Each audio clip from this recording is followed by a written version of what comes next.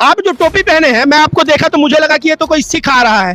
तो ये टोपी आपका जो है थोड़ा सा जो तिलक की है वो तो हिंदू जैसा है, लेकिन ये सिख का टोपी क्यों पहन ली? ये देखिए, ये हम इसलिए पहना है जो आदमी को दिखा रहा है, जो पहले तो हम इंसान है, मगर ये टोपी क्या चीज है जो इंसान को बदल देता है। अभी हम ये टोपी सीख लग रहा है, इसको उतर के ये बच्चा लोग का टोपी पहनेगा, ये टोपी पहनेगा तो ये टोपी पहनेगा तो मुसलमान बन जाता है।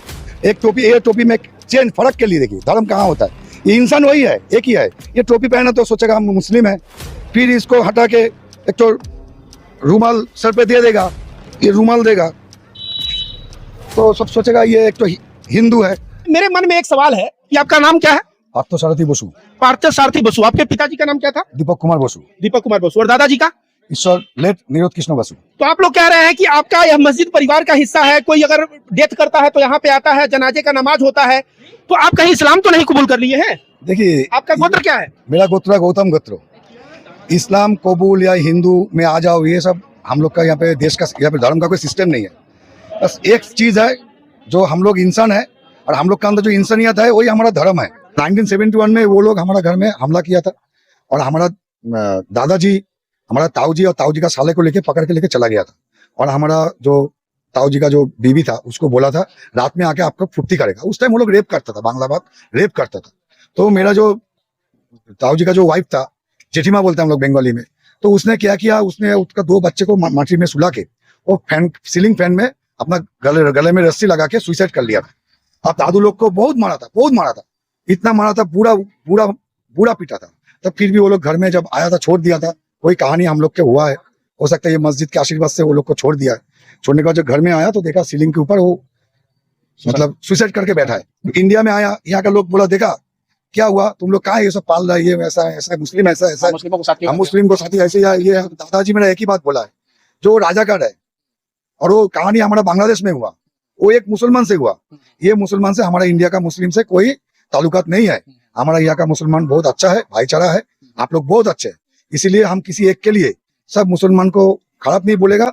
और जो हमारा जो मस्जिद है इसको तोड़ने का सवाल तो दूर की बात है। आज से हम हुक्म कर रहे हैं, जब तक हमारा फैमिली जिंदा रहेगा और मस्जिद हम ही लोग देखभाल करेगा, इसी को हम ही लोग संभालेगा। तो इस बात के लिए इनके दादाजी को सल्यूट बनता है।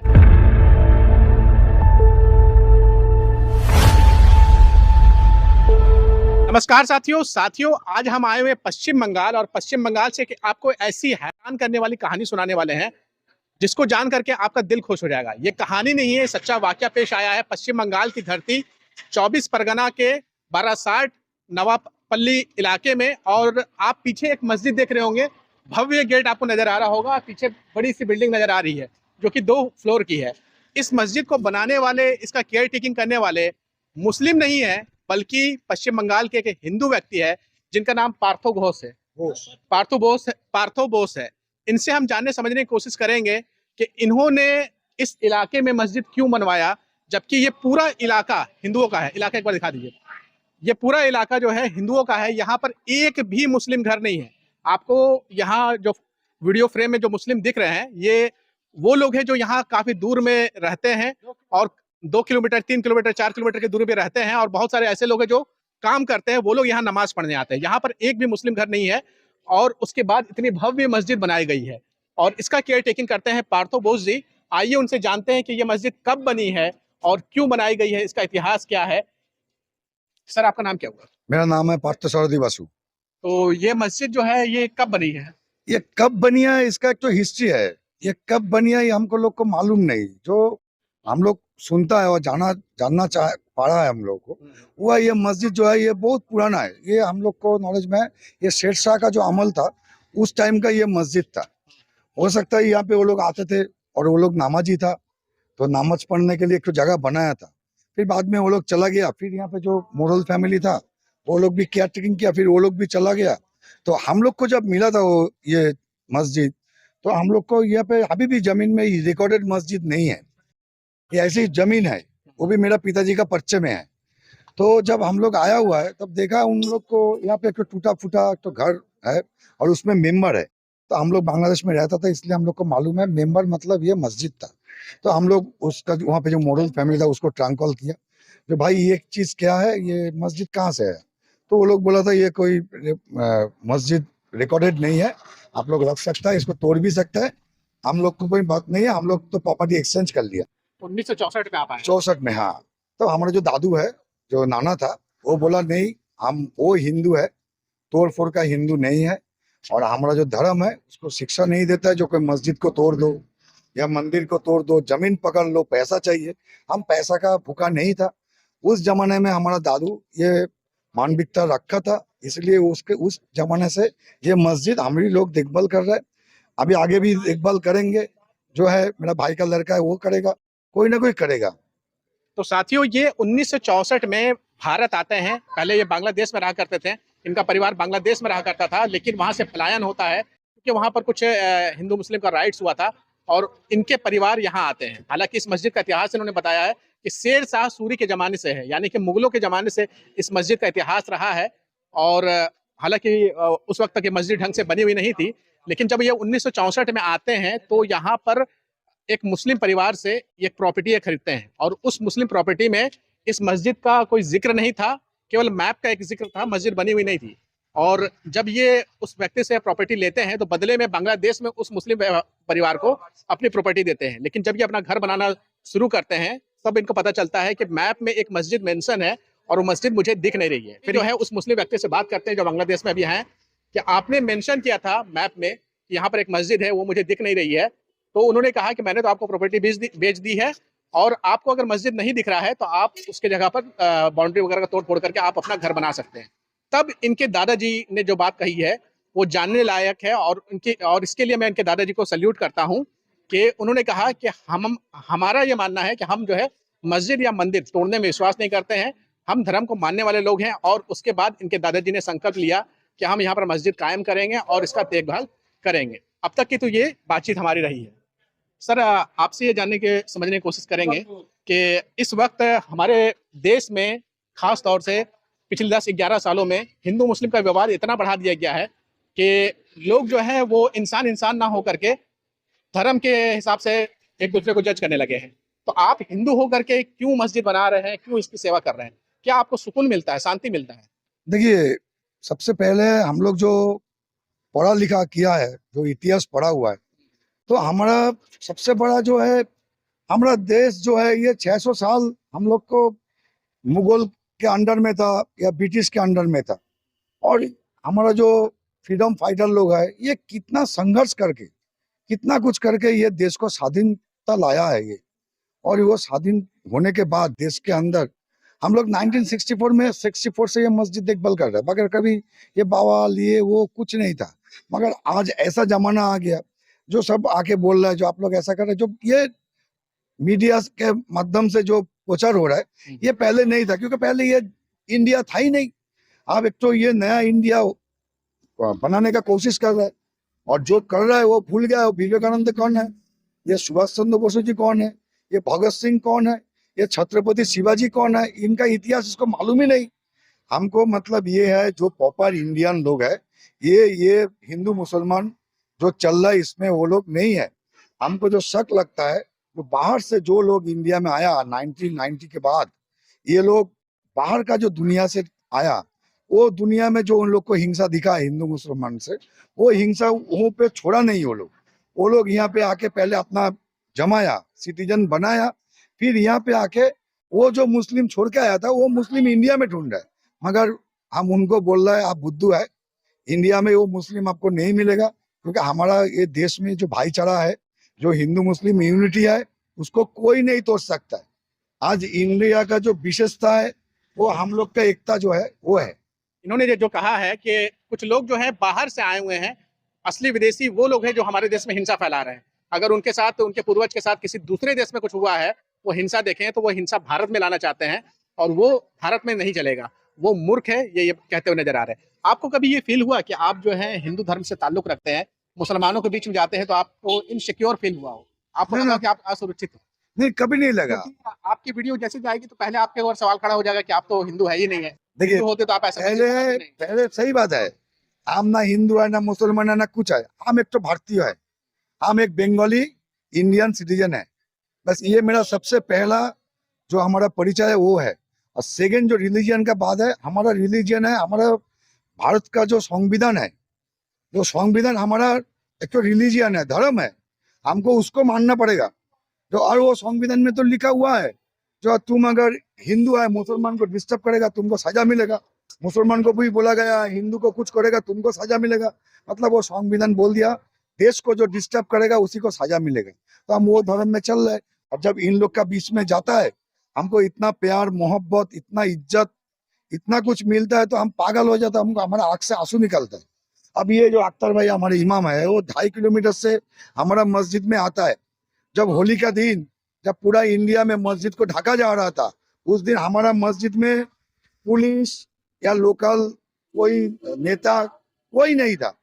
बस ये लोग आराम से 2-2.5 किलोमीटर से यहाँ पे मस्जिद में नमाज पढ़ने आया। और हमारा ये हिंदू एरिया में जितना लोग था, कोई भी एक इंसान भी इन लोग को एक तो दाना भी आबिर या रंग नहीं दिया।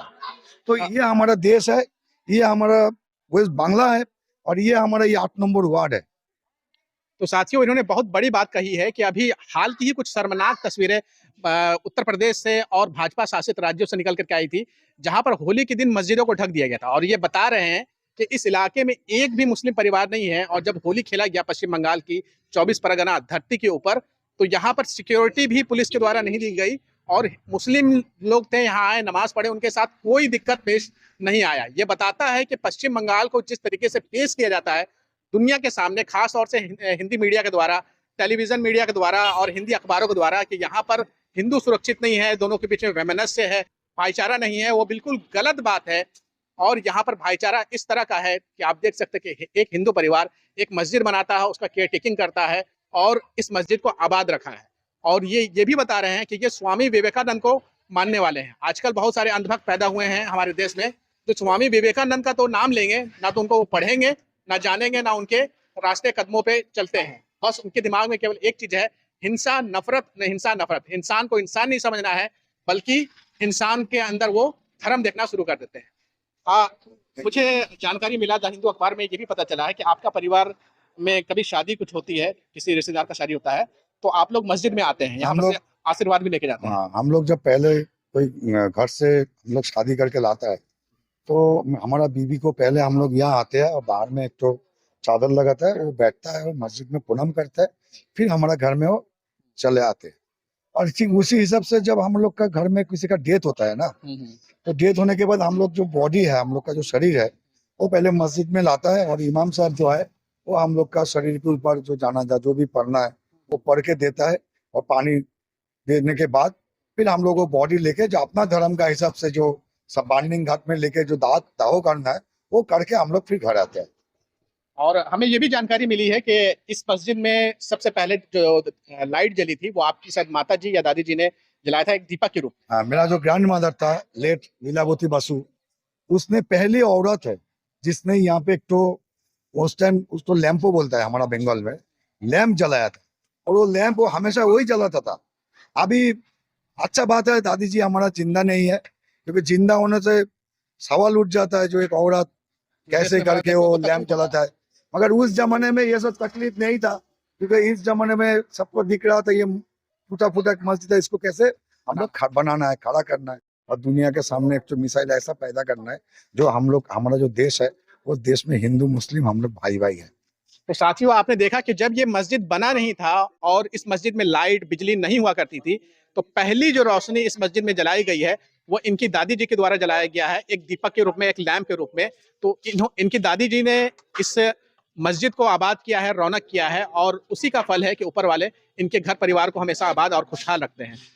हम इनसे जानना और समझना चाहेंगे कि देश की राजनीति जो चल रही है, कई सारे मस्जिदों के नीचे मंदिर तलाशे जा रहे हैं। आप देखते होंगे, कई खबरें मिलती होंगी, मस्जिदों के नीचे मंदिर है और उस मस्जिद को ढहा दिया जाता है, और उसके बाद एक अलग तरह का ही विवाद फैलाया जा रहा है। देखिए, पूरा दुनिया में आप दिखाई देगा, सब देश कितने आगे जा रहा है। न्यूजीलैंड में 52 लाख आदमी है, वो लोग कितना तरक्की कर रहे हैं, सब देश तरक्की कर रहे हैं। अब ये हम लोग का एक तो दुख की बात है, हमारे देश में 150 करोड़ आबादी है, ये सुजलांग सुफलांग शस्य श्यामलांग का एक तो देश है, और ये देश में रोटी रोजी कपड़ा मकान कुछ नहीं है, बस हमारा एक ही ध्यान है। और राजनीति लोग जो हम लोग का जो ठेल रहा है उसमें एक ही चीज हम लोग है, मंदिर के नीचे क्या मस्जिद है? अच्छा, मस्जिद के नीचे मंदिर तो नहीं है, हम लोग नीचे ढूंढ रहे हैं, मगर ऊपर का दुनिया कितना सुंदर बन रहा है उससे हम लोग हट रहे। तो भाई ये सब मंदिर के नीचे मस्जिद है, मस्जिद के ऊपर मंदिर है, ये सब ढूंढना बंद करके बस गवर्नमेंट से एक ही बात पूछो, हमारा रोटी रोजी कपड़ा मकान का क्या होगा, बस खत्म। साथियों, मैंने कुरान का अध्ययन किया है तो कुरान में एक आयत आई हुई है जो कि मोहम्मद साहब के ऊपर आई हुई है। वो आयत है वमा अरसलनाका इल्ला रहमतल लिल आलमीन। आप मेरे चैनल पे ये आयत कई सारे लोगों के मुंह से सुनते हैं। इसका साफ साफ मतलब होता है कि मोहम्मद साहब को जब खुदा अल्लाह पाक ने जब इस धरती पर भेजा तो किसी एक धर्म के लिए नहीं भेजा, वो तमाम आलम के लिए रहमत बन करके आए। इसी को कुरान में लिखा गया था वमा अरसलनाका इल्ला रहमतल लिल आलमीन, यानी कि तमाम आलम, धरती ही नहीं जितनी पूरी ब्रह्मांड है, जीव जंतु है, तमाम आलम के लिए वो रहमत थे। और उसी का नतीजा देखने को मिलता है कि जो देश में या विदेश में, पूरी दुनिया में जो अच्छे लोग हैं उनके ऊपर उनकी रहमत बरसते रहती है। इस मस्जिद का नाम जो है अमानत मस्जिद रखा गया है। इसके बारे में भी थोड़ा आप बताइएगा कि इस मस्जिद का नाम अमानत ही क्यों रखा गया? देखिए, ये हम लोग का जो चट्टग्राम में एक सूफी औलिया साहब है, उसका नाम है औलिया अमानत अमानत शाह। तो उसको हम लोग मानते थे उधर। और वो जो वहाँ पर भी जो कहानी है वो हिंदू मुसलमान सब एक है वहाँ पे। आज तक भी वहाँ पे कोई हिंदू मुस्लिम का दंगा नहीं देखा। बांग्लादेश में चाहे कितना भी दंगा हो जाए, चट्टग्राम में कुछ नहीं होता। वो एक तो पीरों का स्थान है। तो बस उसी हिसाब से हम लोग भी जो जब यह माना है, जो हम लोग जो उसको अमानत किया था, तो उसी हिसाब से हम लोग सब मिला के हम लोग का जो मेन गुरु है हमारा मस्जिद का, 1971 में जो पहला इमाम साहब था अबू बकर सिद्दीक, जो हमारा फैमिली का भी गुरु है, उसने मिलके हमारा दादाजी, हमारा ग्रैंड मदर, हमारा पिता ताऊ जी सब मिलके ये मस्जिद को जो हम लोग अमानत किया था, उसमें इस मस्जिद का नाम आया अमानती मस्जिद। ये मस्जिद को अमानत करके रखना है हम लोग को पूरा जिंदगी। यानी कि इस मस्जिद को मुसलमानों की अमानत को समझा गया और अमानत समझ करके ही इसे बनाया गया है और मुसलमान की अमानत की खिदमत की जा रही है। आखिरी सवाल इनसे लेंगे। हमें पता ये चला है कि बांग्लादेश में जब आपका परिवार रहता था उनके ऊपर भी काफी ज्यादा अत्याचार हुआ था, थोड़ा बताइएगा। बहुत बुरा कहानी हुआ था। देखिए 1971 में वहाँ पे जो अभी जो है राजाकार लोग, राजाकार ऐसा एक तो कम्युनिटी है जो ना इस्लाम को मानता है, ना हिंदू को तो छोड़ ही दीजिए, वो ना इस्लाम का है, ना किसी दुनिया का है, ना कोई समाज का है। वो लोग का एक अलग हिस्सा है, उसका काम ही है इंसान को मर्डर करना। तो 1971 में वो लोग हमारा घर में हमला किया था और हमारा दादाजी, हमारा ताऊ जी और ताऊ जी का साले को लेके पकड़ के लेके चला गया था। और हमारा जो ताऊ जी का जो बीवी था उसको बोला था रात में आके आपको फुर्ती करेगा। उस टाइम वो लोग रेप करता था, बांग्ला बात रेप करता था। तो मेरा जो ताऊ जी का जो वाइफ था, जेठीमा बोलते हैं हम लोग बंगाली में, तो उसने क्या किया, उसने उसका 2 बच्चे को माटी में सुला के और फैन, सीलिंग फैन में अपना गले में रस्सी लगा के सुसाइड कर लिया था। अब दादू लोग को बहुत मारा था, इतना मारा था, पूरा पूरा पूरा पीटा था। तब फिर भी वो लोग घर में जब आया था छोड़ दिया था। कोई कहानी हम लोग के हुआ है, हो सकता है ये मस्जिद के आशीर्वाद से वो लोग को छोड़ दिया है। छोड़ने के बाद जब घर में आया तो देखा सीलिंग के ऊपर वो मतलब सुसाइड करके बैठा है। तो उस टाइम बॉडी को जलाया नहीं जाता था, वो नदी में हम लोग उसको डाल दिया, बहा दिया था। फिर उसने जब इंडिया में आया, यहाँ का लोग बोला देखा क्या हुआ, तुम लोग कहाँ ये सब पाल रहा है, ये ऐसा है, ऐसा है, मुस्लिम ऐसा ऐसा है, मुस्लिमों को साथ हम मुस्लिम को साथी ऐसे ही ये। दादाजी मेरा एक ही बात बोला है, जो राजाकार है और वो कहानी हमारा बांग्लादेश में हुआ, वो एक मुसलमान से हुआ। ये मुसलमान से हमारा इंडिया का मुस्लिम से कोई ताल्लुकात नहीं है। हमारा यहाँ का मुसलमान बहुत अच्छा है, भाईचारा है, आप लोग बहुत अच्छे हैं। इसीलिए हम किसी एक के लिए सब मुसलमान को खराब नहीं बोलेगा। और जो हमारा जो मस्जिद है इसको तोड़ने का सवाल तो दूर की बात है।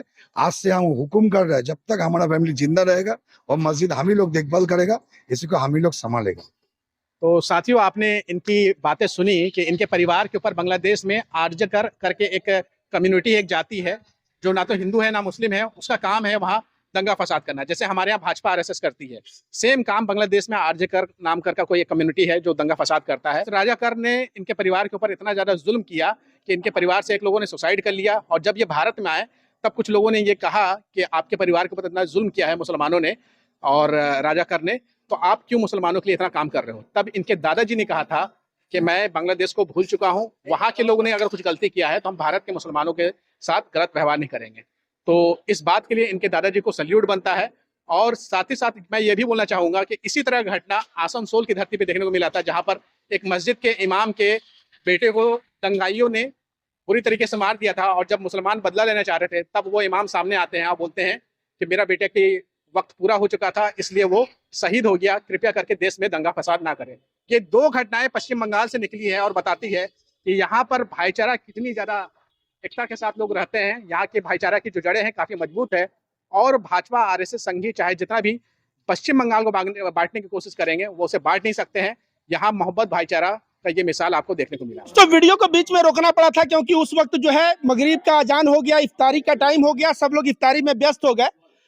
तो मैंने इनका इंटरव्यू लिया और तमाम क्वेश्चन पूछा, लेकिन मेरे मन में एक सवाल है कि आपका नाम क्या है? पार्थसारथी बसु। पार्थसारथी बसु। आपके पिताजी का नाम क्या था? दीपक कुमार बसु। दीपक कुमार बसु। और दादाजी का? ईश्वर लेट निरोध कृष्ण बसु। तो आप लोग कह रहे हैं कि आपका यह मस्जिद परिवार का हिस्सा है, कोई अगर डेथ करता है तो यहाँ पे आता है, जनाजे का नमाज होता है, तो आप कहीं इस्लाम तो नहीं कबूल कर लिए हैं? देखिए, आपका गोत्र क्या है? मेरा गोत्र है गौतम गोत्र। इस्लाम कबूल या हिंदू में आ जाओ, ये सब हम लोग का यहाँ पे देश का, यहाँ पे धर्म का कोई सिस्टम नहीं है। बस एक चीज़ है, जो हम लोग इंसान है और हम लोग का अंदर जो इंसानियत है वही हमारा धर्म है। और हिंदू धर्म जो है, जो लोग आज बोल रहे हैं मस्जिद तोड़ो, इसको मारो, मुसलमान को आग दिखा रहा है, ये हिंदू धर्म नहीं है। हिंदू ऐसा एक तो धर्म है जो सब धर्म का सम्मान करता है, और उसी हिंदू धर्म के सम्मान करते हुए हम भी वही हिंदू धर्म का बच्चा है, बेटा है, वही धर्म का सब कुछ है। तो हमें भी वही शिक्षा मिला है, जो दूसरा जो धर्म है उसको रेस्पेक्ट करो, उसको प्यार करो, उसको इज्जत करो। और ये बच्चा लोग देख रहे, यही तो हमारा भारत है, ये हमारा देश है। हम लोग, ये बच्चा लोग सब जो है, ये हमारा भारतवर्ष है, ये इंडिया है। आपके घर में मंदिर है? हाँ, जरूर है। तो देखिए दोस्तों, ऐसा अगर किसी को दिमाग में लगे कि नहीं ये जो है इस्लाम कबूल कर लिए हैं, तो मैं ऐसा सवाल जानबूझ के पूछा, भले ही इनको बुरा लगा हो, लेकिन ताकि आप लोगों के सामने संदेश जाए कि देखिए आज भी ऐसे हिंदू भाई हैं, ऐसे सनातनी भाई हैं जो मस्जिद का टेकिंग केयर कर रहे हैं, अपने प्रॉपर्टी में मस्जिद को बनवाए हुए हैं और हिंदुस्तान में यहाँ के जमीन से हिंदू मुस्लिम एकता और भाईचारा का संदेश दे रहे हैं। आप जो टोपी पहने हैं, मैं आपको देखा तो मुझे लगा कि ये तो कोई सिख आ रहा है। तो ये टोपी आपका जो है थोड़ा सा जो तिलक की है वो तो हिंदू जैसा है, लेकिन ये सिख का टोपी क्यों पहन लिए? ये देखिए, ये हम इसलिए पहना है जो आदमी को दिखा रहा है, जो पहले तो हम इंसान है, मगर ये टोपी क्या चीज़ है जो इंसान को बदल देता है। अभी हम ये टोपी सीख लग रहा है, इसको उतर के ये बच्चा लोग का टोपी पहनेगा। भाई दे सकता टोपी, दे दो। ये टोपी पहनेगा तो ये टोपी पहनेगा तो मुसलमान बन जाता है। एक टोपी, ये टोपी में चेंज फर्क के लिए देखिए धर्म कहाँ होता है, ये इंसान वही है, एक ही है।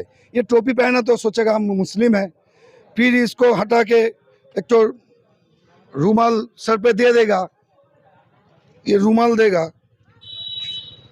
तो सब सोचेगा ये एक तो हिंदू है। तो मतलब हम लोग का ये टोपी ये सब में चलता है। रोटी रोजी का क्या होगा ये कोई सवाल नहीं करता है। ये टोपी, ये ड्रेस, ये पंजाबी पायजामा, ये सब में चल रहा है। बस एक ही बात है, हम इंसान है और इंसानियत जो है वही हमारा धर्म है, बस उसी को मेंटेन करके चलो। बस इसी हिसाब से हम ये सब जो ड्रेस है वो पहनते हैं, मानते हैं, चलते हैं। और आज हिंदू कौन है? सिख लोग बोलेगा हिंदू में, ये जो हिंदू हिंदू बोल रहा है, ये लोग को भी तो बोलना पड़ेगा जो हिंदू जो है इसमें कौन कौन उसके अंदर में है। आप देख सकते हैं पार्थसारथी बसु ने पूरा कहानी बताया अपने पिताजी और अपने दादाजी के बारे में। आज भी बंगाल में, हिंदुस्तान की धरती बंगाल पे ऐसा आ रहा है जहां हिंदू मुस्लिम भाईचारा और एकता के लिए आपने देखा कि एक हिंदू भाई जो अपने प्रॉपर्टी में मस्जिद को डेवलप किए उसका सेवा कर रहे हैं और भाईचारा को बढ़ा रहे हैं, हिंदुस्तान में मोहब्बत का संदेश दे रहे हैं।